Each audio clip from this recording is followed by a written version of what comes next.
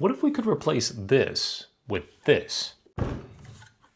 Last year, the average US family spent over $500 on toys, and that's just for Christmas. But what's crazy is what happens after the purchase. Research shows that 1 in 5 kids lose total interest in a new toy after just the first day. And the max life of most toys is only 36 days. And at that point, we all know what happens next. I can see daylight! We're gonna be okay! Yep, landfills and incinerators. 80% of all toys end up there. But what if we could just stop being sheeple for a moment and do things differently? What if we could empower a whole new generation of producers, not just another batch of consumers? Kind of sounds crazy, I know, but we have to start somewhere. And that's why I'm making this video, to show you how easy it is to make your own custom toy with movable parts. We're going to look at an awesome workflow where you can use AI and 3D tools to make any action figure that you can imagine, so that you can take something as simple as a sketch and turn it into this. We'll also learn how to customize your creations and add cool accessories. Let's get started.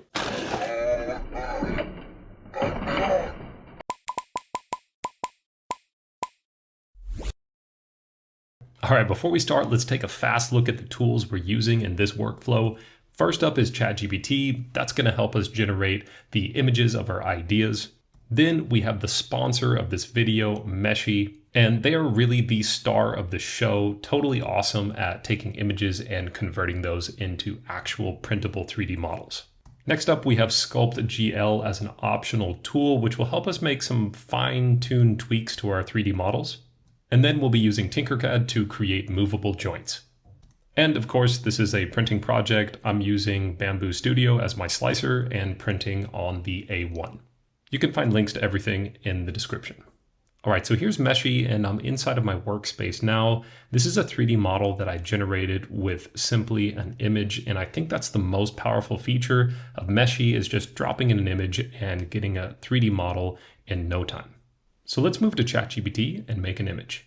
What I really love is the idea that we can take something that's in our head, sketch it out on paper, even if it's poorly drawn, and convert it into this. Prompting is very simple. Make an image of a 3D cute monster action figure. Very simple features, white background.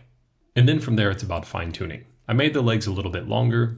I also converted it to black and white with a really strong shading contrast. For whatever reason, I feel like Meshy just understands it better and the results come out nicer. And at last, I felt like the arms were a little short. I want to make those arms movable, so they're now a bit longer. Once you're done, select the final image and save it to your device. And now we're back in Meshy. Just click here to upload the image. And now click Generate. And while that's generating, I want to show you Meshy Creative Lab really quick. There's all sorts of awesome stuff that you can make here, so it's definitely worth checking out. And if you're thinking about trying out the platform, there are all sorts of ways to earn free credits like this referral program. All right, let's check our design. Look at that, super awesome. It looks exactly like the image. I'm really happy. But the cool thing is, if you're not happy with the generation, you've got up to 4 free retries. I really appreciate that. Now, once you're happy with your model, just click here to download, and you can download as like an STL or an OBJ file. Now that we have our 3D model, let's open up Sculpt GL. This is a really simple in-browser free sculpting app. It's nice if you want to make minor tweaks to your design. So for example, let's click on Scene and clear the scene, and then import your 3D model. Now there are lots of tools to experiment with, but I think that smooth is going to be the most useful, because you'll sometimes spot minor imperfections, like here for example, and you may just want to smooth those out a little bit. But especially useful if you find bigger problems. I won't spend much time here, but it's definitely worth playing around with. There's all sorts of cool things you can do. Let's, for example, take one horn and make it look like it's broken.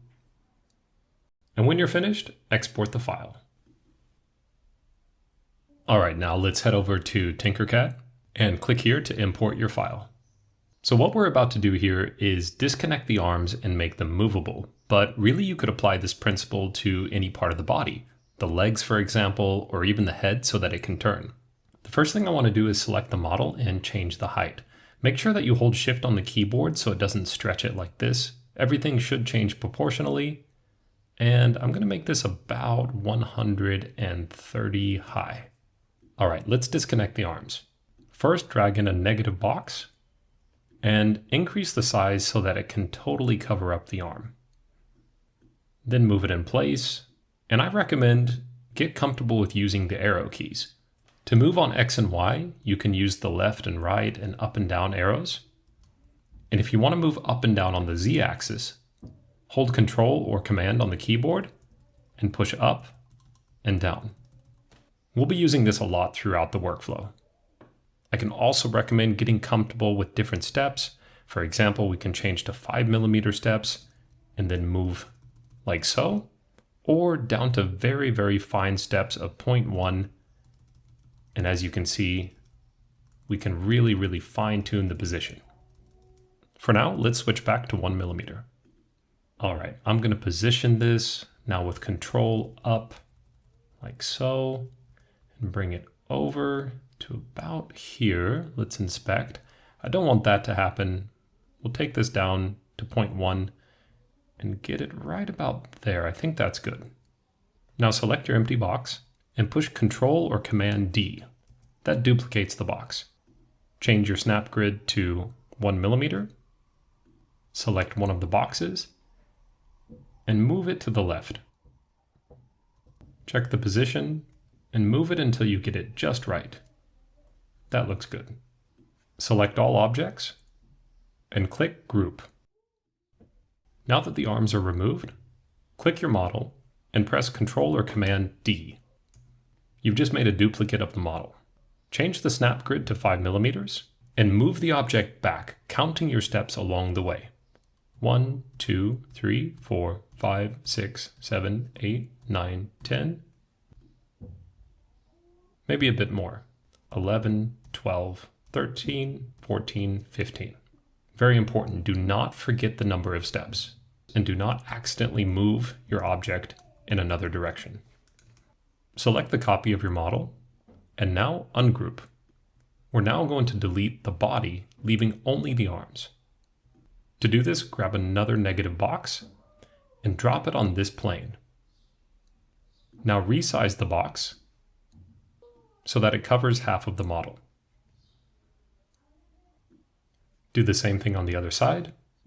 Drop a box on this plane and resize until the object is fully enclosed. If you see any parts sticking out like here, add a negative block. Next, delete the negative blocks that are covering the arms. Then select all parts and group together. Once finished, you should have 2 independent arms and 1 body. All right, for the next step, drag in a solid cylinder. Place it on this surface and then resize it to something smaller. I'm going to make mine 3 by 3. Then drag it approximately center. We're now going to resize the stick so it's a bit longer than the width of the torso. Select these 2 objects and click the Align tool. Let's align center. But notice that the body moves. That's bad news because we want it to be aligned with the arms. So let's go back. Click the Align tool once again, but this time click the body first. And now center. This way the body stays in place and only the stick moves. Next, select the stick and press Ctrl or Command D. Change your snap grid and move the stick back. 1, 2, 3, 4, 5, 6, 7, 8, 9, 10, 11, 12, 13, 14, 15. Next, select the stick and make it a bit shorter. That looks good. Now, let's make a duplicate. Press Command D and move this over. The position doesn't need to be perfect, we're only using these for alignment. The most important is that this is center on the arm and center on the torso. The actual depth doesn't matter. Now let's create the joints. Click on Basic Shapes and select Hardware. Let's use the ball joint and the socket. Let's go back to Basic Shapes and remove half the ball joint. I'll drag in a negative box and drop the size to approximately here. Select the two objects and group. Let's now move up the ball joint, rotate 90 degrees, and then we'll step this approximately in place. That's good enough. Next, we'll select the stick and the ball joint. Align and click the stick. This way the stick doesn't move, but the ball joint will move in place. We'll step this over just a little bit. I think 1 mil is enough. At this stage, you can select and delete the stick. Select the ball joint, press Ctrl or Command D, and begin moving it over to the other arm. Rotate 180 degrees and keep moving. Select the other alignment stick and delete. These arms are ready, so select all and let's group together. Now let's prepare the socket. Drag the socket up to the torso near the alignment stick. I'll rotate the socket 90 degrees. Then select the stick, hold Shift and select the socket. Let's align and remember to click the stick first. Next, drag in a negative sphere and position it at the socket. You'll want to resize the sphere so that it's about the same size as the socket.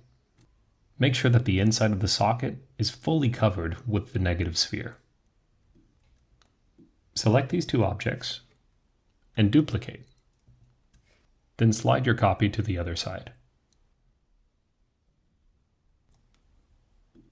Next, select the socket in the sphere and slide it into the torso. Now rotate this socket and sphere 180 degrees. And repeat the same step. At this stage, you can delete the alignment stick. Now select the first sphere, hold Shift, and select the second sphere, and select the 3D model. Now group together. What you should find is a socket inside of the hole. At this point, select the sockets and the body, and group together. And that's it. We're now ready for export. All right, now let's open the model in Bamboo Studio. It looks really good, but everything is one object. So right-click on the model and split to objects. Now we have a total of 3 parts. This one should print as is, but this one needs some rotation. My recommendation is to keep the ball joint pointing up. So we'll rotate it, for example, to about here. And of course, make sure that you add support material. When everything is done, slice your plate and print. All right, the print is done. Just have to remove the support material, and here's the final result. Pretty cool. Let's pop in the first arm. And now the other side. Arms have a great range of mobility, and this looks awesome. But there are ways to make this way cooler. One way is to add color. Personally, I think it's a lot of fun to color these by hand. That's why I printed mine in white. I just feel like it gives you more creativity. But multicolor printing is a cool option as well. One great way to do this is actually with Meshy.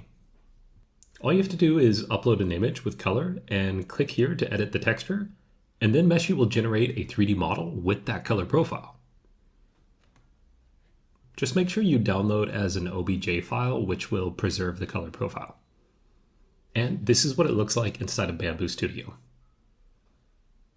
And here in Bamboo Studio is actually where we have the other multicolor option. You can use the paint tool and brush on or fill the color that you want. Super easy. Now, another fun thing you can do on this project is add accessories. Use AI to generate an image of your idea, and then upload that to Meshy to get the 3D model. And at last, use Tinkercad to design an attachment system. What I've done here is added a cylinder and some negative shapes, And once it's grouped together, then it creates this hole that the sword can snap into. All right, let's try it out. This pops in here and it looks awesome. Check that out. All right, that's the end of this video. I hope you've learned a lot and that you're making this or you will make this soon. Please share your creations with me. I'd love to see what your mind comes up with. And if you have any ideas on how we can upgrade this, let me know in the comments. Have an awesome day.